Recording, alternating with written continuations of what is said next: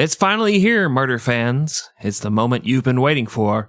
Over the past 2 episodes, we've been telling you all about the life and times of Charles Manson, from his troubled childhood to his early days as a wild-ass pimp, turned failed rock star, turned cult leader. And today you're going to hear about all the murders that made him famous and the strange investigation and trial that followed. Don't feel bad that you're excited to hear about murders, because you are amongst friends. And we're equally excited to tell you all about them. Grab a drink and settle in for this episode of 100 Proof History, titled Charles Manson Part 3, Helter Skelter. This is 100 Proof History. We're drinking whiskey and talking history. So, grab a drink, sit back, relax, and enjoy a few laughs as the guys talk about all the horrible things people do to each other. Here are your hosts, Chris and Greg. Hello, listener. We're finally at the end of our 3-part journey. This journey into one Charles Manson. We're here. I know you have waited patiently. It's time for some fucking payoff. We're gonna get some sick murders. Get into the mind of a crazy man. We're going to all put swastikas on our foreheads. Let's go. Chris, how are you? I'm pretty excited. I'm very excited. We're finishing this thing up. Actually getting to, like you said, getting to the payoff, man. It's time to go. It's time to talk about horrible, horrible things. Oh, I see you already have your swastika carved in your forehead. Nice. Talked about this before, man. It started off as an X, and then I was like, what if we added a line here and here? And then next thing I know, I don't know, it's a swastika. I didn't do it intentionally, okay? It wasn't a thing. I was just adding lines to lines. Yeah. Next thing you know, I was going to be like, this is going to be a very cool maze that I'm making on my forehead. It's going to be like a Chili's menu where you have to get the chicken crispers at the middle, and I was going to carve all of that, and the fucking jail guard took away my box cutter, so now it's just a swastika. I'm sorry. Speaking of jail guard, Mm-hmm. I'm actually feeling great. Thanks for asking. I don't care. I got a conjugal visit from the wife. Oh, nice, man. Wait. You said conjugal visit. Wait, you're conjugal visit. Are you in prison right now? Well, I'm in the prison of my marriage, and I got my biannual conjugal visit. So I'm feeling loosey-goosey, feeling good, ready to do some podcasting. She just sat down, started flipping through that issue of Cosmos, like, all right, let's get this shit over with. Let's figure. Yeah. I closed my eyes as hard as I could and thought about hot men, and I feel so much more relaxed now. Part of the thrill is she didn't even know what I was thinking. Yeah, she was looking at a Playgirl, and I was like, "What? Check out what's on the back cover." And she turned it around. I saw what was on the inside. Oh, God, yes, okay. Let's get into this episode. All right. Well, once again, we're talking about Charles Manson, and once again, our source is Manson, The Life and Times of Charles Manson by Jeff. Again, it needs no introduction. If you made it this far, you already know it's an excellent book. You need to pick it up and read it when you get a chance. We covered a lot in this 3-part series, but we did not, definitely didn't cover everything in this story. Hitting the highlights, man. That's all you can do in a 3-part podcast. Counterpoint. Yes. Yes, we did hit all of it. Don't go anywhere else for your info. Only come here. Right. Reading, let us do the reading for you and tell you what it's about. Babe, you don't need your other friends. You get all the friendship you need from me. Let's stay inside the apartment. Yeah, I'll get all the food and water and clothes, anything we need. I'll get it. But you don't need to go anywhere because you have me. You have me. You know what's really sexy? Being chained to a radiator for 6 days. Why don't we give that a shot? Well, Greg, I feel like we have a lot to cover. in this episode? Are you just ready? Let's just dive right in. We don't need to do this whole setup thing that other podcasts do. They do 12 minutes of, check me out at the Laugh Factory this week, blah, blah, blah, blah. First of all, no one will hire me. Second of all, I don't like doing that to my listener. Come see me Friday at the Taco Bell drive-thru. Don't come see me. Please don't look at me.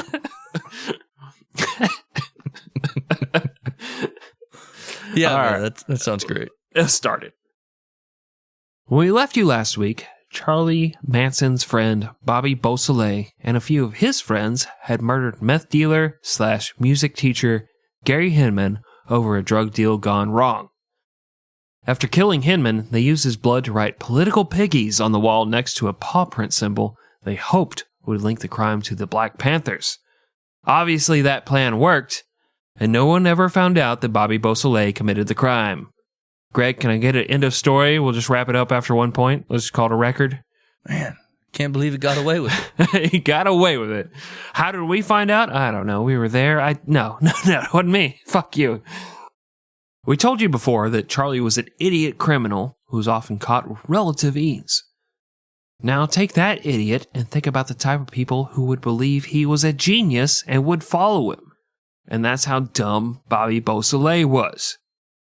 Not only did he leave his fingerprints at the scene, he also stole Gary Hinman's car and drove it to San Francisco with the bloody knife tucked away in the car's tire well. What a complete fucking moron. Not only does he steals the victim's car, he stashes... They're in LA, so it's, a few hour drive up to San Francisco, I'm assuming. I've never been to California. I'm assuming it takes a long time to get to Northern California from Southern California. At any point, he could have ditched the murder weapon, but instead he just stashes it in the tire well and goes to San Francisco thinking everything's going to be cool. No one's ever going to fucking catch him, right? Mm-hmm. It's like you go out on the playground and the stupid kid has a bunch of kids gathered around him and he's preaching. And you're like, this is not going to be good. And then somehow you're the one that ends up getting the fucking wedgie and the noogies, and you're telling the teacher, and she's like, man up, you little bitch. I'm like, okay, fine, I'm sorry, Mrs. Varner. The kid preaching reminds me of Jim Jones. It does remind, yeah. The stupid kid leading the other stupid kids. Is that available to the normies? No, they have to pay for that. I feel like this is the second week in a row where we've done this. Yeah. This was not an advertisement, but it's on our Patreon. So that's a 3-parter? Yeah. As well? Two-parter. Two-parter, yeah. Okay. But very good and very informative, and also a Jeff Ginn book. Tying it all in, man. Full circle. There you go. No way this was intentional. but it actually really wasn't. That's why when you pull up to that Taco Bell drive-thru, Greg was talking about it earlier, and his pants are down, and he's just screaming about, listen to my Jim Jones series. He's kind of tying... It's the same thing, just... We need the money. Please help us. Please. Well, Bobby's car that he had stolen broke down. The police did their job. They stopped to help, guys. They're there to help you. And they instantly realized that this was the car taken from the scene of a murder a few days ago.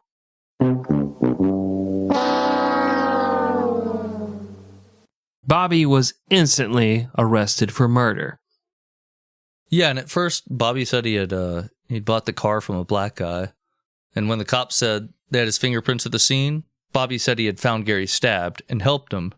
And he was so overcome with joy, he had given Bobby the car. And then he dies later. That's the thing. He still died, but yeah. He's, oh man, thanks for helping me out. I'm good now. Yeah. Take the car. Because actually, I'm not good now. I won't be needing it. Yeah. Appreciate it, though. That always looks good on you. He's like, oh, black guy did it. And he gave me the car. You're like, well, your prints are this. Okay, I was there, but I was there to help, guys. I was there to help after the black guy stabbed him. I'm a hero, right? Right? On August 8th, 1969, Bobby called up Spawn Ranch and said, you guys got to help me, man. Which Charlie took as a veiled threat that Bobby was going to start talking. Like, you got to help me. I'm going to throw your asses under that fucking school bus you drive around to pick up underage chicks. After all, Bobby could implicate Charlie in dozens of car and dune buggy thefts, the shooting of a drug dealer named Lotzapapa, and the murder of Gary Hinman. And those are an inverse order of importance. Right? Yeah. Stole some cars and dune buggies. Shot a drug dealer. Murdered a man. Yeah, that's fine. Normally you start off on the strong point. That one just escalates there. I like to build to a climax, Greg, and then disappoint everyone. Like, oh, that's it? Okay. That's all that happened? I just start with the climax. I'm done. Sandwich time, baby. Race 1. I won. Yay, me. Charlie gathered his followers and asked for ideas. Someone suggested a copycat murder to throw the cops off. Charlie told everyone, now's the time for Helter Skelter.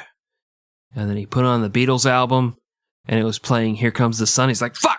And he like tossed it out. No, that's not the right song. I'm sorry. Let's get pumped. He told Mary Brunner and Sandy Good to take some stolen credit cards and go buy supplies from Sears. They did that, and they were both arrested for possessing stolen credit cards. Now Charlie was even more worried that the police were going to be coming for him. Charlie pulled his second-in-command and very dumb human Tex Watson aside, and he asked him if he remembered how to get to Terry Melcher's old house on Cielo Drive. Charlie knew that Melcher didn't live there anymore. Remember, he showed up there randomly in our last episode, and Sharon Tate and all of her people were staying there. But he also knew it was a wealthy area, and whoever lived there had to be important and possibly famous. Now, if he could convince the world that the people who lived there were killed by black guys, then the police would connect it to Gary Hinman's murder, Bobby would be set free, and the Helter Skelter race war would be on like Donkey Kong. And that's kind of the important thing to remember here, guys, because even the prosecutor, Vincent Bugliosi, who did a very good book on JFK, we referenced that during our JFK series, he was going to be the guy that prosecutes Manson going forward. Guess what? Spoiler alert, he gets prosecuted.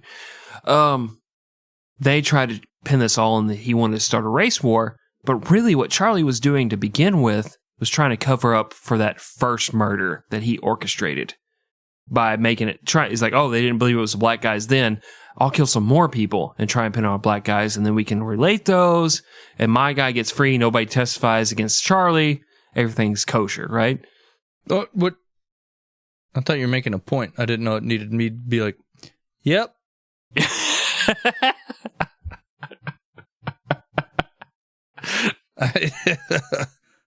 Yeah, I don't know, yeah, I agree. Yeah, okay, thank you. Those are the things that happened. Yes, thank you.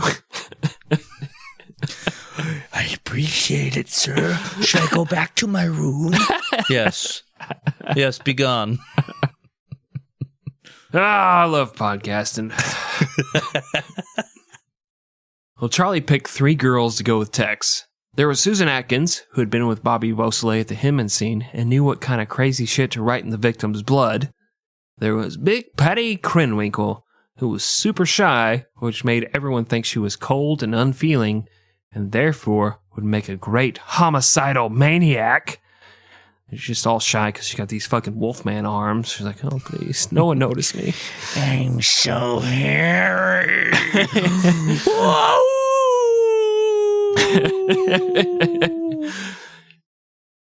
And then there was relative newcomer Linda Kasabian, who was picked solely because she was the only person with a valid driver's license. Which I love. That's one of my favorite things because, like, they're going to murder people. And Charlie's like, wait. Are you licensed to drive, Tex? Can you actually fucking drive this car? You ever take a test? He's like, no, man. I was in Texas. I drove a truck, but then I got really fucking high and I forgot how to do that shit. And then, I moved out here and started a wig shop. And then I started hanging out with you, man. I don't fucking know. He's like, listen. Traffic safety is very important to me. And somebody's like, oh, yeah, so we don't get pulled over or stopped on the way to do these things. Say, fuck no. You bitches better be wearing your seatbelts. Seatbelts save lives, you fucking morons. Well, the whole funny thing about that is even though Linda was picked to go because of her valid driver's license, Tex, he was actually the one that drove everyone over to the Tate residence. Move over, all honey. for nuts. Move over, honey. A man's in the car. Shut your mouth. At about 11:45 that night at the Tate residence's guest house, William Garretson heard a knock. At the door was an 18-year-old guy named Steve Parent. Garretson had given Parent a ride earlier that week, and Parent, who was a broke-ass college student, had showed up to try and sell Garretson an old radio. Well, William Garretson listened to the pitch, and then he's like, I don't really need a radio, man. I'm kind of hanging out at Sharon Tate's bachelor pad here. Kinda. Look, dude, I mean, you were a good Uber driver, but I don't want the Casio. Yeah. I do appreciate it. But get out before I call the police. This does sort of remind me, we had an off-air conversation last week. I don't know if you remember it, because you were drinking heavily. I was already drunk and trying to come down. But about how if I get an Uber car with a driver and it turns out he's from a foreign country, I'm going to talk about the one thing I know about his foreign country. Mm-hmm. So it might be I do remember. It might be like, hey, I'm from Syria. I'm like, oh man, let me tell you what I know about the Sykes-Picot Agreement when Britain and France decided to divide up the Middle East. He's like, yeah, but we're involved in civil war. It's like, shh, Sykes-Picot. Yes, but T.E. Lawrence. Yeah. Ever heard the name? I know history. Fuck you. Before leaving the Spahn Ranch, which I learned last week is Swedish for spoon ranch. Thank you, Greg. Thank you for that. Everyone got high, especially Tex and Susan, who smoked some meth to go along with the typical weed and LSD that everybody else was taking part in. You gotta balance it out, man. The weed chills you out, the meth makes you want to take apart the TV and see the demons inside, you gotta... Linda and Patty, they both grabbed knives. Tex had a knife, and he also had the bunt-line .22 LR revolver that Charlie had used to shoot the drug dealer, Lots of Papa. They all hopped in the car and drove over to the Tate residence. Susan was the only one who left the ranch unarmed. Tex climbed a telephone pole and cut the phone lines. They all began walking up the long and winding road toward the house. Get it, Greg? Long and Winding Road? That's a Beatles song. Just nailed that reference. Genius. Thank you. But to be clear, it was a driveway. Oh, yes, fine. Okay, fair enough. Well, I just want to put some actual historical context in here instead of just funny man jokes. Well, okay. I mean, it was a very funny joke. A very funny reference I made. Well, at that very same moment, Steve Parent was approaching the gate in his car. When he rolled down the window to push the gate button, Tex approached him. Parent begged for his life and said he wouldn't tell anyone. Tex then slashed Steve's arm with a knife and then shot Steve 4 times at point-blank range. You're not even my real parent. That's what Tex said to Steve. His parent. Anyway. Well, Greg wants to joke, but then Steve Parent slumped over dead in his car, the victim of a horrible murder. You just want to sell a clock radio, you fucking asshole. And you're like, oh, you're not my real dad. You feel good about that? You feel good? Oh, yeah. Okay, good. I did too. I thought it was funny. I did. Okay, good. Tex and the girls then continued toward the house. I'm resetting the gravita there, bringing it back. Well, inside the home that night was a very, very sexually pregnant Sharon Tate. Her ex, quote-unquote boyfriend, Jay Sebring, inventor of the Chrysler Sebring, Greg. That's not true. That's not true, I'm sorry. Their friend, Wojtek Frykowski, and... inventor of the fry. That's also not true. Oh, okay. And Abigail Folger. Inventor of coffee?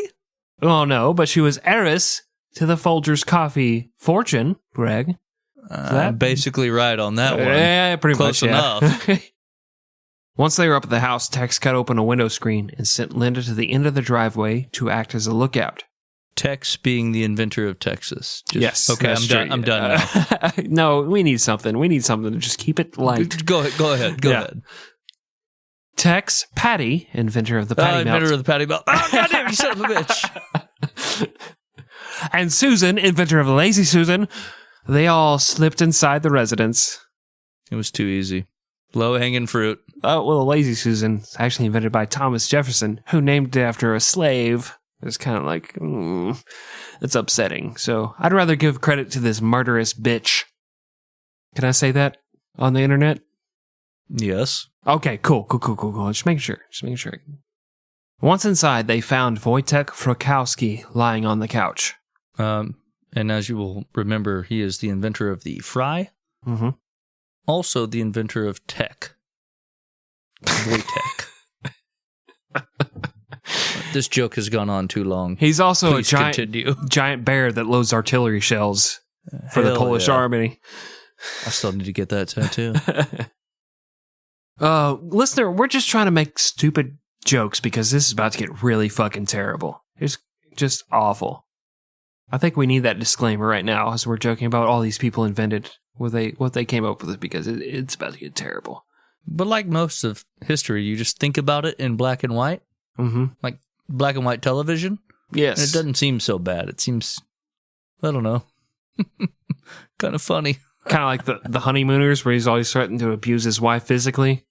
You're like, oh, that Ralph. Bang, zoom to the moon. You're like, he's going to beat the shit out of her. It's hilarious. Kinda. Okay, cool. Have you seen that old like World War I footage where it's all sped up because the frame rate doesn't really equal what we're used to? And so it just looks real fast moving. Yeah. Imagine all these murders in that. It works. Kind of funny. Yeah. Kind of funny. I like to pretend they're all Muppets. And like they stab them and just some stuffing comes out. It makes me feel better about everything when that happens. They don't even bottom halves. You know, it's all funny. Like the guys are doing the girl voices, you know. Because there aren't any women allowed in this fantasy. It's like all my fantasies. Just get the fuck out of there. I like to pretend they're all Muppets. But of course they don't have bottom halves because it's the puppet masters, controlling them. And so all the stabbing is done, but you just see all these bloody hands come out, and they're like, what the fuck? I won't work under these conditions. Just a bunch of people marching off set. Mm-hmm. Mm-hmm. Jim Henson's waiting at like the end of a tunnel. Mm-hmm. He's got a baton in his hand that he's just slapping, and he's like, today is the day I retire you. And then the back end of the tunnel, it shuts down. Front end shuts down. They're all incinerated. Oh, shit. I was just going to say Jim Henson is pantsless like all of his Muppets. He's just fully erect while all this is happening. Well, that too. Okay, cool. That's what the baton was. Yeah. It's got that extra wire. There's a guy hanging under it, operating it like a Muppet arm, just slapping it into his hand. He doesn't like to use his bottom half. Yeah. That way he keep his hands free. It maintains the illusion. He's got one person per leg that just lifts it and steps for him. History podcast. Well, getting back to murders. When Tex found Wojtek Frykowski asleep on the couch, he kicked him in the head. Frykowski asked who he was, and Tex said he was the devil, and he was there to do the devil's work. And he pulled out his golden fiddle, and he says, "Let's do it, boy." And he played a really shitty fiddle, and the other guy's just fucking rocking it, man. Just fucking rocking it with the devil's in the house of the rising sun. I'm just saying, the Devil.com mailed in that fiddle competition. Well, I mean, Charlie Daniels also wrote the devil's part. Yeah, but the real devil would have destroyed Charlie.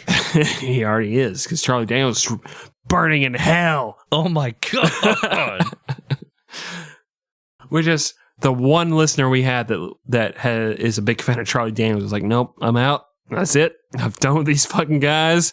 Unsubscribe. Last straw. Cancel on the Patreon. It's over. Honeymoon is fucking over. Going back down to Georgia.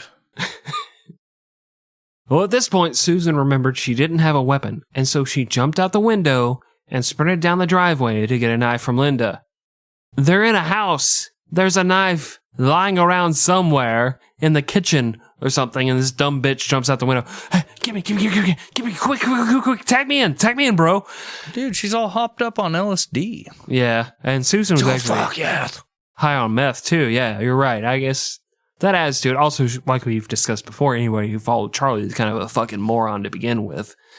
And so, like, I'm gonna sprint past, like, this butcher's block. There's probably, like, all these knives hanging from the cutlery set right in front of me. Victor Frukowski's like, I have a pocket knife. Does anybody need this? She's like, shut up! And she like runs out the fucking T-1000 down the driveway and give me a knife. Give me. She's hitting like the Farberware set off the fucking kitchen island. Get out of the way. Sliding over it like the Dukes of Hazzard so she can get out to the driveway quicker. She's just hitting sets of knives off. Like, I gotta slide faster. She's actively cutting up a steak. She's like, oh, fuck, I need a knife. Like, runs out the fucking door. What's a steak knife? I need a murder knife. Susan and Patty rounded up Abigail Folger, Sharon Tate, and Jay Sebring and forced them into the living room at knife point. They were then tied up. As a rope was tied around Sharon Tate's neck, Jay Sebring said, "Can't you see she's pregnant?" Tex then shot Sebring in the stomach and then stabbed him repeatedly until Jay was dead. "Where's your jokes now, Mr. Funny Man? What you got for me here?" Okay. Well, I mean, if you're challenging me. Can't you see she's pregnant? So then Tex shot Sebring in the stomach. Mm-hmm. And he should have stood over him and been like, huh, well, you're sure not. You know? I mean, I'm just saying. Not everything passes the filter, Chris. Now you're pregnant with my gun, baby. You stupid bitch.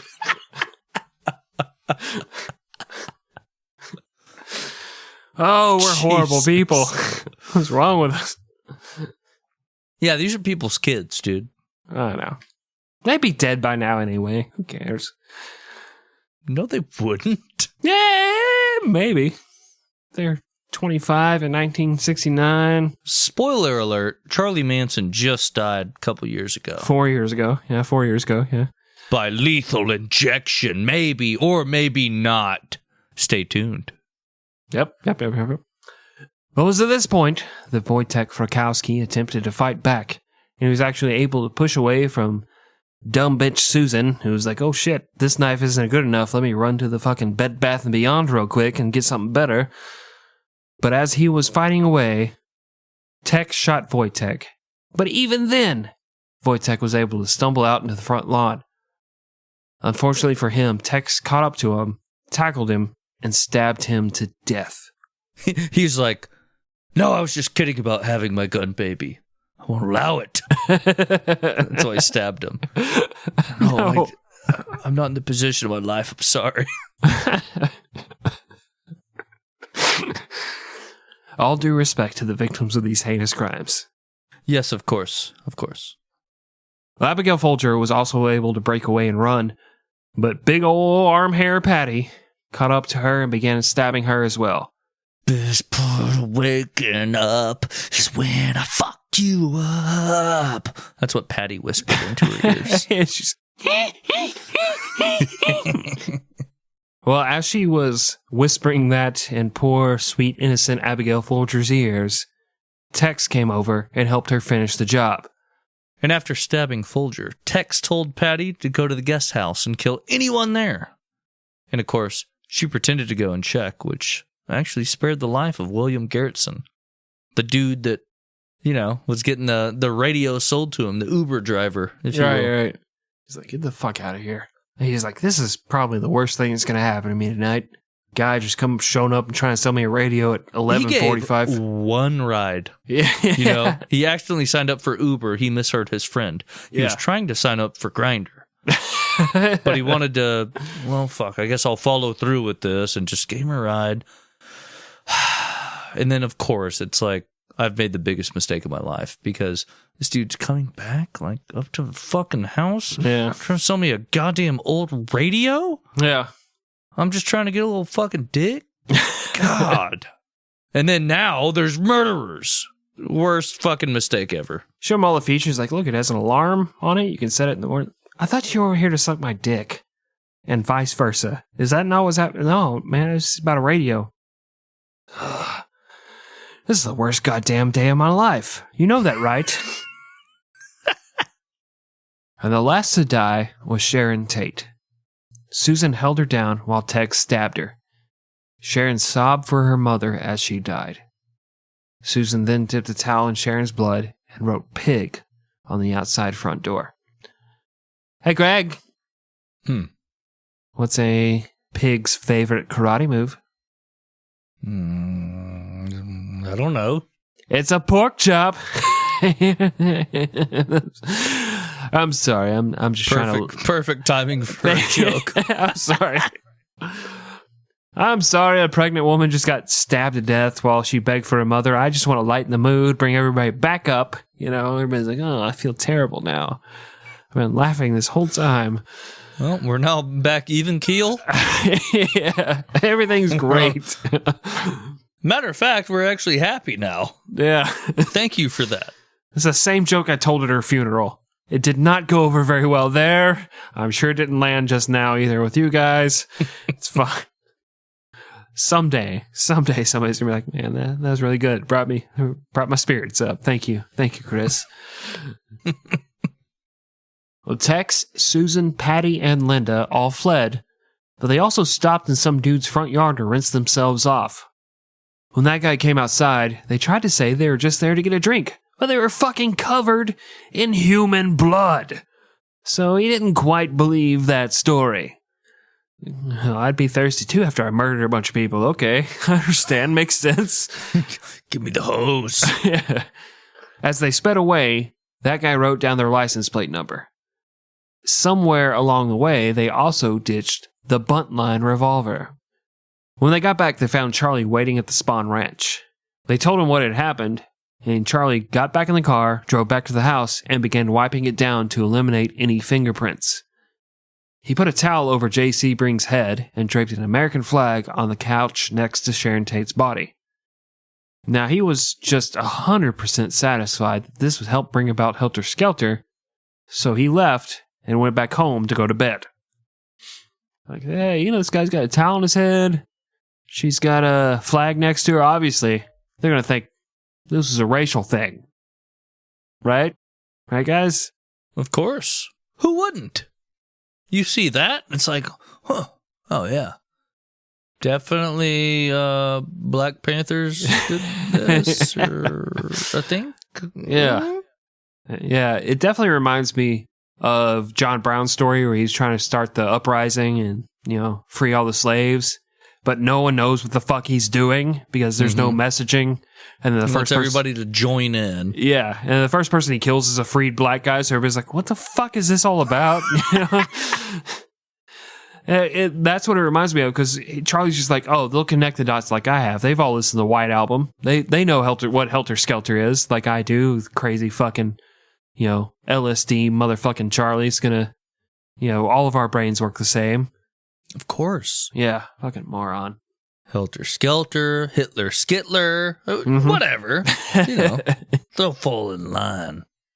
There's 2 Ks in Helter Skelter. So the third K, well, no, that is, yeah, you just gotta add a K, man. You gotta throw in a K, and then KKK, and that's the whites, and then the blacks join in and murder, and then it's a race war, and everybody's free, and I go live in a hole in the desert for 1,000 years and come out and rule the world. And there's 14-year-old girls like, you know what? That makes a lot of sense to me right now. I would fuck this dude. I would for sure fuck this dude. Yeah. With my parents' consent. And Van. Well, the investigation into the murder of Sharon Tate and her guests began the following morning when the bodies were discovered. William Garretson, who had been living in the guest house, was the prime suspect and was arrested right away. It's like, I didn't hear anything, I didn't see anything. Okay, straight to jail. Stupid. Take him away, boys. Yeah. This man obviously did it. As the police led him out of the residence, they pressed the gate button and smudged the only fingerprint from Tex that Charlie had missed. And it's in blood. Like, you can see this bloody fingerprint. Like, I don't see any way else to get this obvious murderer out of here. Let's just go and mash that with my fucking palm real quick. One of the cops gets down there. He's like, oh, this thing's dirty. I don't want to touch it.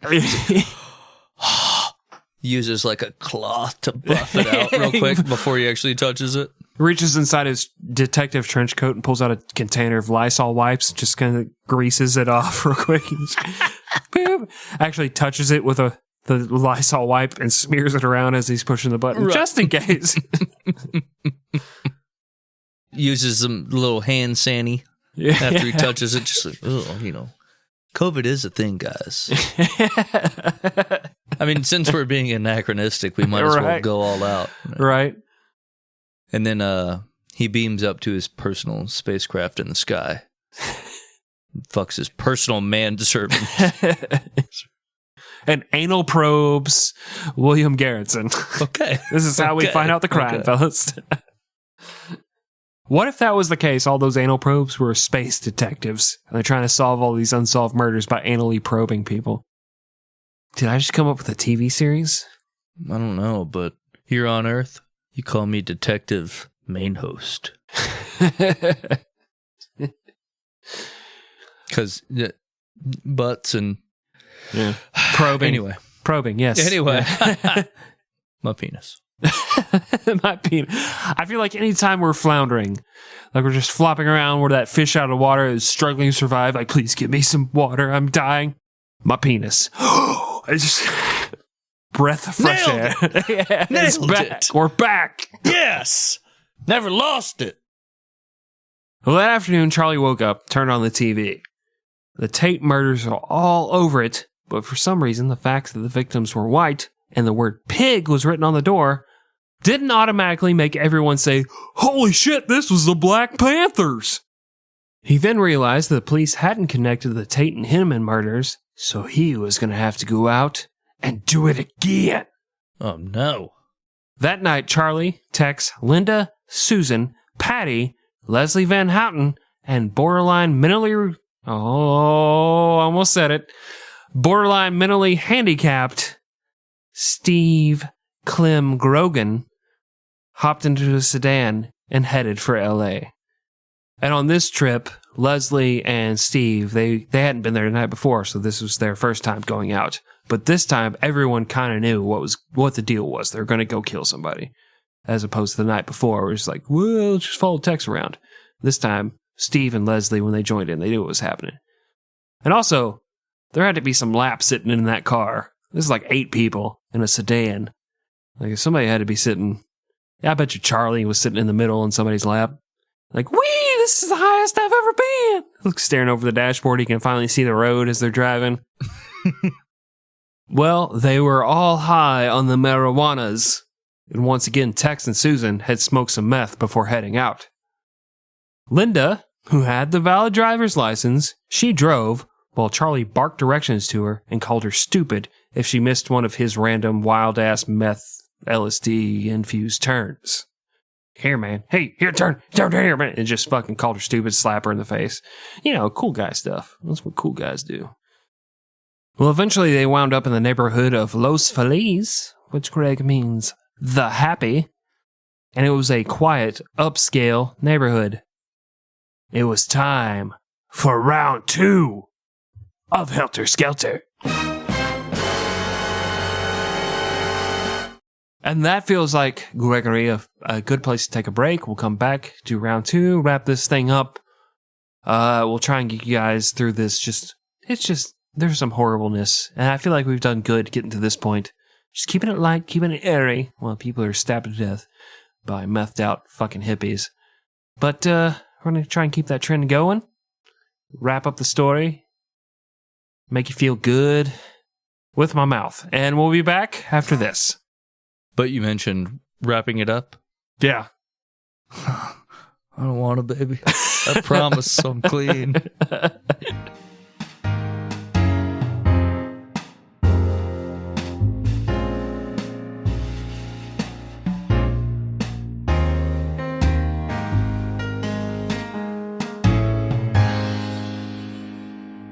And we are back from break. Had a good time. Wolfed down a can of cold SpaghettiOs. My wife left at the top of the stairs. Someday she's gonna let me down there. I'm gonna see all the weird shit she's doing. But until then, cold SpaghettiOs. Greg, how was your break? In comparison? Yes. Fantastic. Fan-fucking-tastic. My uncle called me. Oh. He said his 12-step program told him that he's supposed to apologize for everything. Yep. He reaffirmed to me he would not, and my break was still better than yours. He's like, no, I'm not apologizing, and it fucking happened. Yeah. I'm supposed to do this. I ain't fucking doing it, boy. Hope you live with it forever. And my break was still better than yours. Fair enough. Well, let's just help me drink away my problems by going and having a second half seltzer. Second half seltzer. Second half seltzer. Second half seltzer. All right, 3, 2, 1. Are you out of seltzers? Yeah, I drank them all last week, man. I'm sorry. I wish I was. I forgot to replenish them. I tried drinking all of those tea seltzers in one night. I think it was 2 nights ago. And then I realized it's been a long time since I drank that much artificial sweetener. So I did not have a fun rest of my night. And then I was wide-ass awake at 2 in the morning because all the caffeine from the tea. Yeah, so I wholeheartedly do not endorse that particular product, so I'm having something different tonight. It's a good idea. But just in case you were worried, I do have a whiskey and soda backing that up, ready to go. Just in case someone was like, these guys have been too straight-laced throughout this story about murder and violence. You know, they've just been, it's just been too serious. I need something to lighten the mood. He hits the opium pipe. Yeah. Just so you know. Big old long opium pipe well here. They can't see it, but I shoot up the heroin between my toes. That way my parole officer can't see the marks. Smart. It's smart. Well, back to the story. I guess. The first house the family approached was a home on Waverly Drive, which had been owned by Harold True, one of Charlie's old buddies he had met at the party house known as the Spiral Staircase. That house was empty, and so he went next door to the house owned by Lino and Rosemary LaBianca. Charlie thought that Helter Skelter could be set off by killing wealthy people. The people of Los Feliz weren't rich, but they sure seemed that way to a dude who lived on an abandoned TV ranch and ate from dumpsters. These guys have indoor fucking plumbing? Are you kidding me? All right, play for all these 4 seasons, Wolf Dick. Let's get this shit going.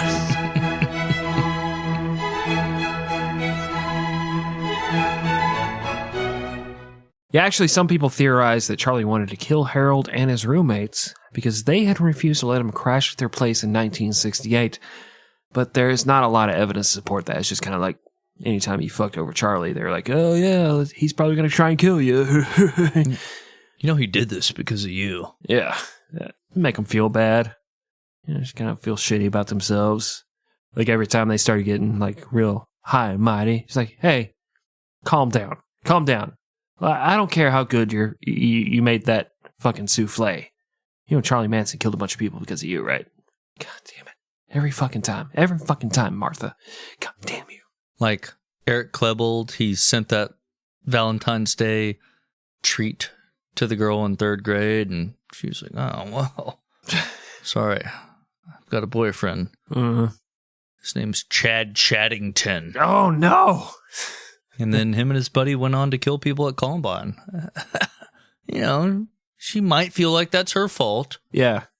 It probably is. That's what I'm saying. So years later, she's at her therapist, like, I know I moved in 4th grade, like 6 states over, but I still feel like part of that's my fault. And her therapist's like, yeah, it probably fucking was. You were the worst goddamn therapist. Oh, that was you. That was you. Yes, that was your fault.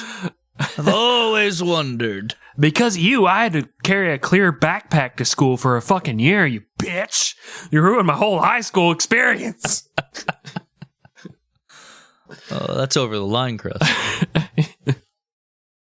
Charlie and Tex entered the La Bianca residence through an unlocked back door and found Lino sleeping on the couch. Charlie woke Lino up and ordered him to roll over onto his stomach so he could tie his hands. Tex then got Rosemary out of the bedroom and forced her to sit on the couch next to her bound husband. They stole Rosemary's wallet, and then Charlie told Pat and Leslie to come inside. He had them escort Rosemary back to the bedroom, and then told Tex, make sure everybody does something. Charlie then went outside and got into the car with Clem, Linda, and Susan, and they drove away. Yeah, he's always this guy who's like, oh yeah, you guys take care of it. I'm gonna hop in the car and go over to, IHOP, get Rudy Tooty Fresh and Fruity, man. I always feel so silly ordering that thing, and then the waitress makes fun of me. And like my friends are, yeah. My friends would be here if they could, But at the end of the day, it's really good. Yeah. I like the smiley face on the pancake they do. Can you imagine though? I know that's a stupid image, but he's like cutting up the pancake all happy and shit. And meanwhile, like 5 blocks away, somebody's just like stabbing the shit out of somebody. He's like, having a good time. He shot lots of Papa, to be fair. He did shoot lots of Papa. That was his big accomplishment. Drug dealer. Yeah, he took a lot of credit for killing lots of Papa. But who did not die. Did not die. And actually, he would see him when he was in prison waiting trial, and he was under heavy guard, Charlie was. Spoiler alert, Charlie gets arrested. I'm sorry, did I just ruin the whole fucking show? No! But he would see lots of Papa in the jail, and Charlie's like, oh, my bad. I kind of had to, right? And lots of Papa's like, I'm going to fucking kill you, bitch-ass little 5'4" nothing. I can't believe you spoiled the story. Number one, that he gets arrested. Mm-hmm. But mainly, that Helter Skelter does not take hold. And in fact, there was not a race war that resulted in an apocalyptic wasteland. I never said that didn't happen. Thanks, Chris. Never said that didn't happen. I just said Charlie went to jail. I'm just saying. Strongly alluded to it. You know what? Our listeners weren't alive in the 90s. They don't know what the fuck happened. Maybe it did. Oh, that's true. Maybe there was a race war. That still exists in two. We solved racism. 1863, Emancipation Proclamation, ended all racism. That's where it wiped it out in America. Ciao, it's over. So, you're welcome. So, Charlie was just barking up the wrong tree, I guess. I, Greg, main host, do not see history that way. Well, inside the house, Tex stabbed Lino to death. Pat stood in the bedroom door and begged God to make it all stop. But, when he didn't do anything, she went ahead and stabbed Rosemary to death. God, please don't make me stab this person. Oh, crickets. All right, here we go. Stabbing time. Do you think it was any comfort to that poor lady as she's getting stabbed? Like, Patty's like, God didn't stop me. Here we are. He wanted this to happen. No? No. Okay, just making sure. No. Well, Tex carved the word war on Lino's stomach with his knife. The girls wrote rise and death to pigs on the walls. Patty wrote helter skelter on the fridge, but since she was a goddamn idiot, she spelled it Helter Skelter. God damn it. Threw a random A in there. Like, I can understand putting an extra L in there, like Helter Skelter. Mm-hmm. But how stupid do you have to be like, yeah, there's probably an A. Or like a bunch of R's on the end of Skelter. Like a pirate. Or like Cardi B, like, I don't know what she does. My wife, I hear her watching Cardi B videos with her boyfriend. I don't really know. Either way, I feel like that's a pretty easy thing to spell. Like, my daughter, she got in trouble for using too much technology. She had to write me an apology. She actually wrote it on the computer, which is kind of a violation of using too much technology time, but whatever. And she misspelled everything, but you can look. Oh, I can see how her brain's working there. She's 8. I don't think she'd sight ever... words. You can fucking spell things out. Phonetic spelling. Not once does she go, I bet you there's an A in there. It's a silent A in Helter Skelter, right? It's a silent A. You fucking... Unless Patty was trying to heal the wounds of society. She didn't want the race war to happen. Helter Skelter. It was a canary. Well, she was hoping if she wrote that, God would show up and heal all the people she stabbed because he didn't stop her from stabbing them. She's like, if I healed her Skelter, then Jesus will show up and go, okay, never mind. Never happened. Everybody just walk away. Shake hands. Walk away. But instead, just a typo. Just a good old blood fridge typo. We all been there, right? Good old blood fridge. Well, they then helped themselves to some chocolate pudding and watermelon from that exact refrigerator. Just take some time, man. Meanwhile, Charlie was driving around looking for another victim. First, he stopped at a gas station in a black neighborhood and had Linda drop Rosemary LaBianca's wallet into the women's room toilet. He was just sure that a black woman would find it and would use it and get caught, and that would help usher in Helter Skelter. Because she stole it. Yeah, she did it. She killed that couple over in Los Feliz. He then took them to a Venice apartment complex where Susan had previously met an actor named Saladin Nadir. Charlie ordered Susan, Clem, and Linda to knock on Saladin's door and kill him as soon as he opened it. But turns out, Susan wanted no part in this, so once Charlie had driven away, she knocked on a random door and then told Clem and Linda she didn't actually know which apartment it was. She was lying, as usual. Yeah. Right, fellas? They found their way back to the ranch, and fortunately, no one else would be killed that night. The investigations were a complete and total mess. The Hinman, Tate, and LaBianca murders were all investigated by different groups of detectives, and they did very little in the way of communicating, and at first had no idea that the murders were even related. Charlie read the papers and watched TV, and his tiny, dumb mind was blown that a race war had not started. What he didn't realize was that LA was heavily segregated at the time, and if a group of armed black men had been driving around those neighborhoods, some racists would have immediately called the police. Yeah, it's basically like East Berlin, West Berlin at the same time. They have guard towers. And you're watching. And but they have those binoculars, kind of like Star Wars, where it can give you little readings as they approach, and it gives you melanin readings the closer they get. And,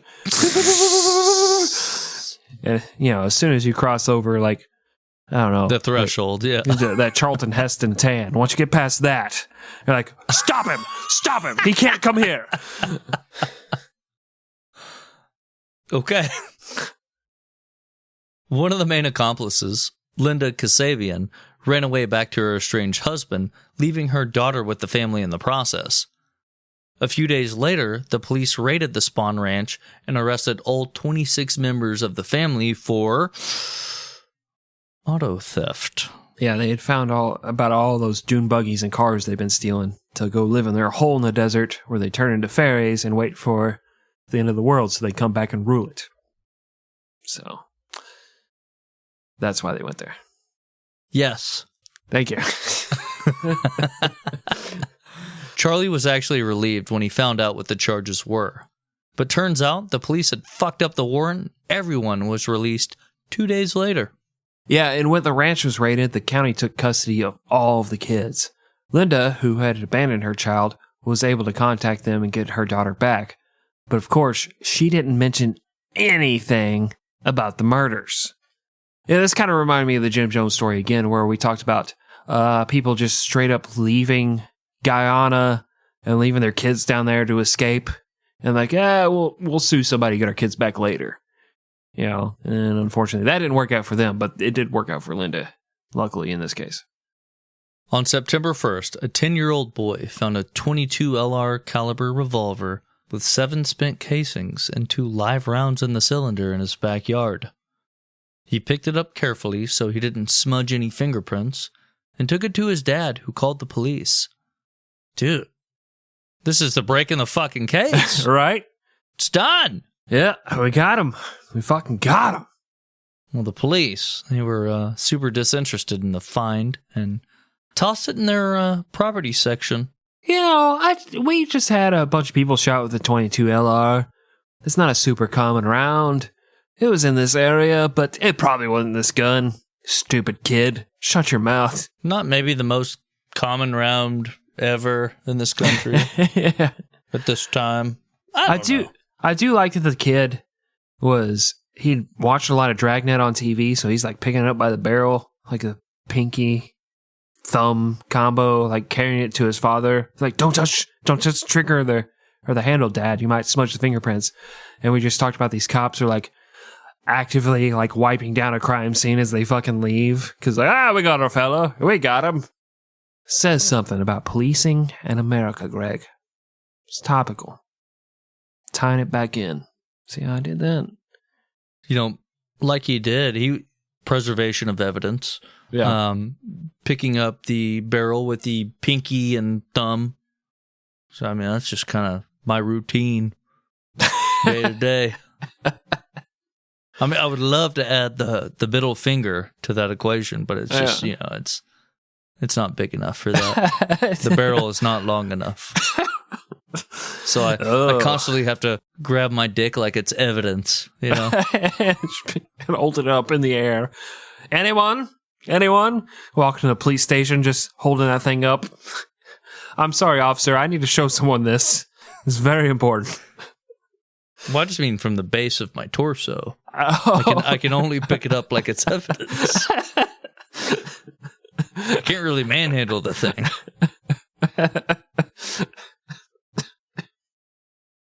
Well, Charlie and the family fled to Death Valley and hid out in the desert. They soon ran out of food, and this is when people began to defect. Tex Watson ran back to Texas. How apropos. Where did he get that name? That's weird. I know, right? But his parents annoyed the shit out of him, so he did the only logical thing you do. Mm-hmm. You flee California. Uh-huh. Like, fuck this, man. I'm going back to Texas. Yeah. Parents are like, do the dishes. You're like, I'm out. Mexico. He fled to fucking Mexico. Yep. So the family, you know, as Manson and his group had come to be known, found some construction equipment and began to steal parts from it. But once again, they're fucking idiots, and they were easily identified. And of course, the county sheriffs ran another raid because of that. Yeah. They found slam dunk champion 5'4" Charlie hiding in a cabinet under a bathroom sink. He was booked in as Manson, Charles M, aka Jesus Christ, God.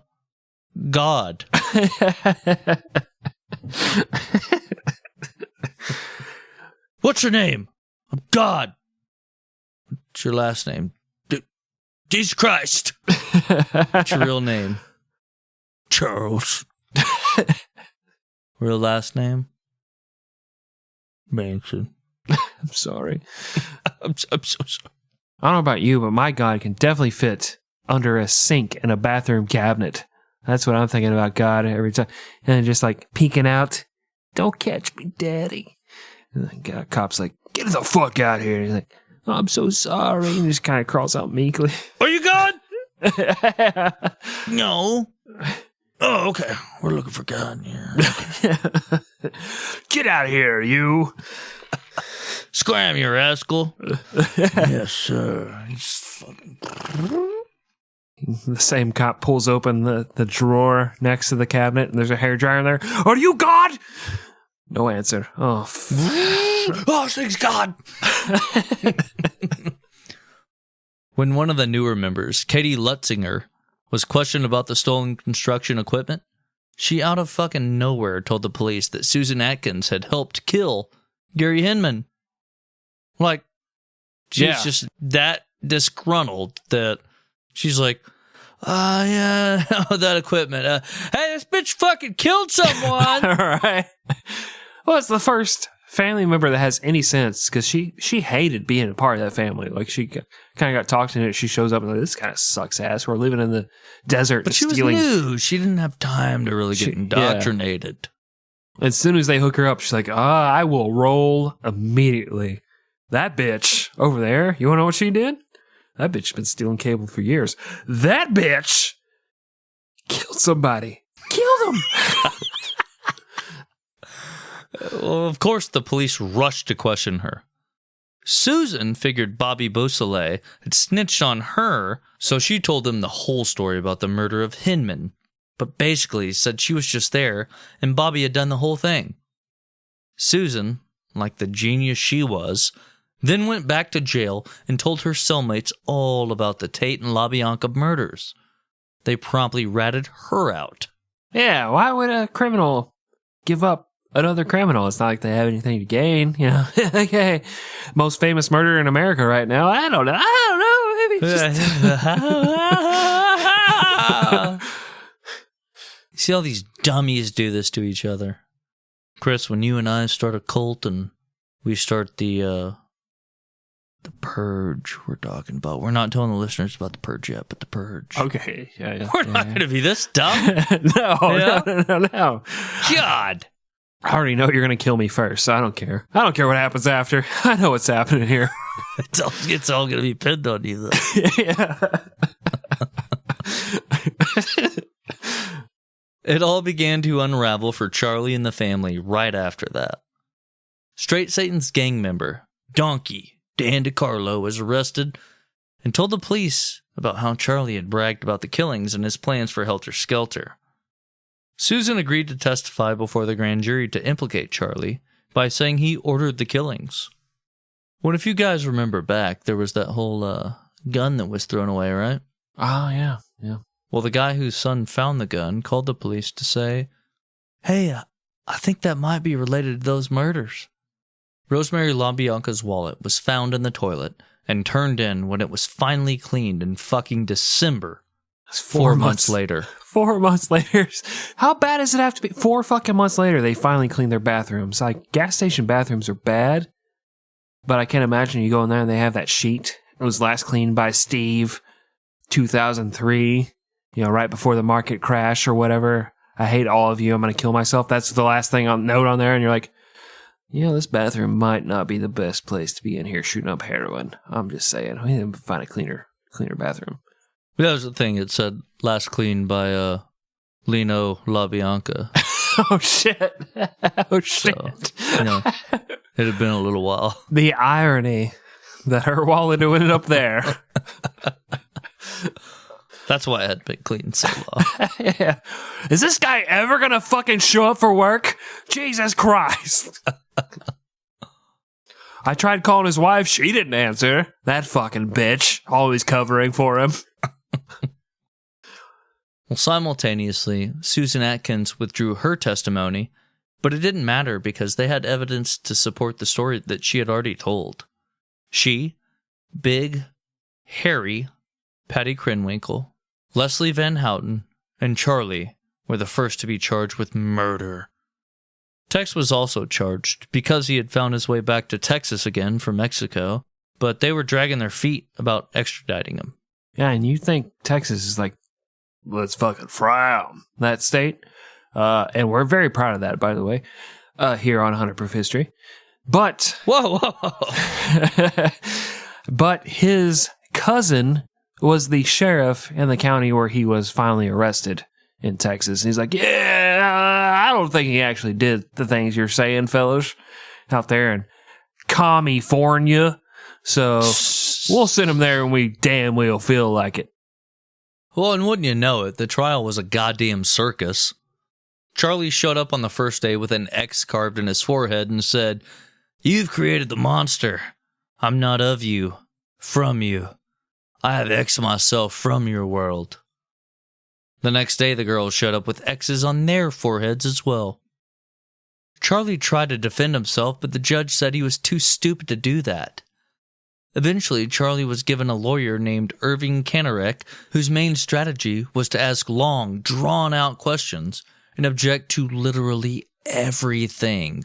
Yeah, it turns out his style of defending his clients was so tedious that at one point the jurors asked the judge if they could have some no-dose caffeine pills delivered.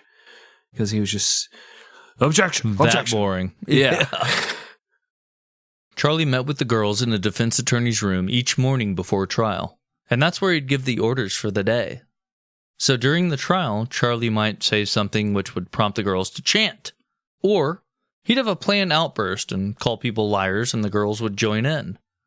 At one point, Charlie jumped up and attempted to stab the judge to death with a pencil. This is what we call endearing yourself with the jury, right? You want them to love you, so you just start questioning everything, causing a ruckus, causing problems inside the courtroom that bailiffs have to be called in there and drag your ass out, and then trying to murder somebody in your murder trial. That really gets the jury on your side. That's very smart. Charlie is a very intelligent human. I'm thinking he's probably trying to start helter-skelter this whole time. The whole time. There's got to be something we can do here. Or, and hear me out, he's an insane man. Yes, I agree with that, because I can't imagine... I know that's controversial. I can't imagine the first scenario where the jury, a mixed-race jury, just starts fist-fighting each other because he tried to stab the judge. I don't mean them. It's televised on court TV... ABC, yes, CBS, all that. It's a That's televised. True, yeah. Like they are. I still remember the day I was watching TV and I was watching the NBA Finals and they broke in to show Charlie racing down the 401 in his white Ford Bronco. Police right behind him. I'm like, man, I really want to see if the Bulls pull this out, but I don't know. I want to see what Charlie does. Here we go. To anybody unsure, that did not happen. No, that's a way later reference. It's a OJ reference in the 90s. But yes, yeah. I don't know. I feel like sometimes you have to clear those things up. You do. It's been 28 years since that happened, so yeah, you gotta fucking clear it up for somebody. Well, in January of 1971, all four were found guilty. They were later sentenced to death. But their sentences would be commuted to life in prison in 1972 when California abolished their death penalty. Pussies. Sorry, I didn't say. So it's like you get sentenced to death, and then less than a year later, it's like, you're good. Yeah, it's okay. Oh, thank Charlie. Tex Watson would be tried later and would receive the same exact sentence. In the following months, 6 family members attempted to steal 140 guns and a plan to hijack a plane and demand the release of those that had been convicted. They were caught and arrested. Like the idiots they were, because they're all fucking morons. Sorry. Continue. No, agreed. From his jail cell, Charlie began to preach about environmentalism, and so in 1975, Lynn Squeaky Fromm attempted to assassinate President Gerald Ford because she believed he was hurting the environment. She, too, was given a life sentence. Good old Charlie bounced around from prison to prison. At one point, he was placed in gin pop, and another prisoner who was serving a life sentence for murder doused Charlie in paint thinner and set him on fire, causing Charlie to suffer 2nd and 3rd-degree burns. Poor boy. I feel so bad for him. In the 1980s, as he was prepping for a TV interview, Charlie converted the X on his forehead into a swastika. He would never claim credit for the murders, and he would always say that everyone had acted on their own. Charles Manson died in prison on November 19th, 2017, at the age of 83. He died of colon cancer, and I think we speak for every decent human when we say, we hope he suffered horribly. End of story. Woo! We did it. 3-something hours later, man, we fucking nailed it. We told that whole story. We fucking built this city on rock and roll. And we told you how it was built. Gregory, it is time once more for Fast Facts. Fast fact number 1. At the house on Cielo Drive, Sharon Tate had been stabbed 16 times. Jay Sebring was shot once and stabbed 7 times. Abigail Folger was stabbed 28 times. And Wojtek Frykowski, who had fought back, was shot twice, hit over the head with a blunt object 13 times, and stabbed 51 times. Fast fact number 2. Following the murders, panic swept through LA. In the 2 days after Sharon Tate's murder, over 200 handguns were sold at one store alone, and guard dogs were sold for prices upward of $1,500. They are all chihuahuas. Fast fact number 3. In order to raise money for the defense, Phil Kaufman released an album of Charlie's songs. It was called Lie. No one wanted to stock it, and so Kaufman was stuck with 2,000 copies. Later, Wojtek Frykowski's son won a lawsuit in which he would gain any money from the sale of the album. Fast fact number 4. Charlie's lawyers attempted to call the Beatles to the stand to testify on Charlie's behalf, but they ignored the request. When interviewed later, John Lennon said that Charlie was crazy. He said the lyrics to Helter Skelter meant nothing, and as far as he was concerned, the song was just noise. All right, we have done it. We have told the story of Charles Manson. Like I said, we tried to keep it light this episode. Tried to joke through the pain, because this is a tough thing to get through, and I think we did it pretty well. If you disagree, you can hit us up, 100proofhistory.com, at 100proofhistory on all your social medias. Guys, if you enjoy the show, please subscribe on your favorite podcast apps, give us ratings and reviews, maybe think about hitting up that Patreon and give us a few bucks a month so we can keep producing quality content. You guys might not realize this, we read a book, we watch documentaries every week to produce this ridiculous farce of a podcast. We actually put a lot of work into this, so we do appreciate any support you can give us. Gregory, what else? I'm actually going to implore you to do the opposite of what Chris said. Oh, Don't no. give us any fucking money. They Please never support us. unsubscribe from us. I mean, don't give us bad ratings, but those other things, yes, don't do them. I hate you. You're scum. What I want you to do is hover your finger over the unsubscribe button, and if God tells you, hit the unsubscribe button, do it. But otherwise, you're in for the long haul, baby. Just like Pat Krenwinkel. It's like, you can't do anything about it. God told me to stab you to death, and here we are. Yeah, guys, thanks for listening, and we will see you for the next installation, which it's actually going to be Charles Manson Part 4. It's the aftermath. No, I'm just kidding. It Charles Manson and Verdun. That's where we're going. We're done with that. Yeah. Then we're going back. We're done with that. Oh, that's a hint. Hey. Hey. We're going back to history, fellas. We got away from the true crime. We're going straight history because it just feels better. And straight history because our wives are getting on to us about certain things. So it's going to be straight history. Yeah, I have a week to delete some certain apps from my phone. They won't find out. We'll be back next week for straight history. Starring Chris and Greg. Yes, all right. I love you. Goodbye.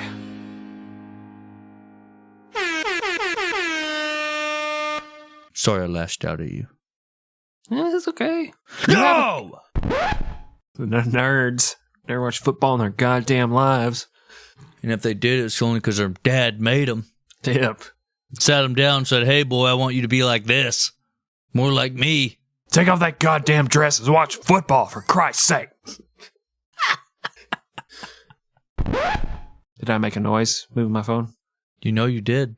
I didn't know. You know I did. you did. I only know I did because you're making faces at me. No, you looked up like, Daddy? You were wondering.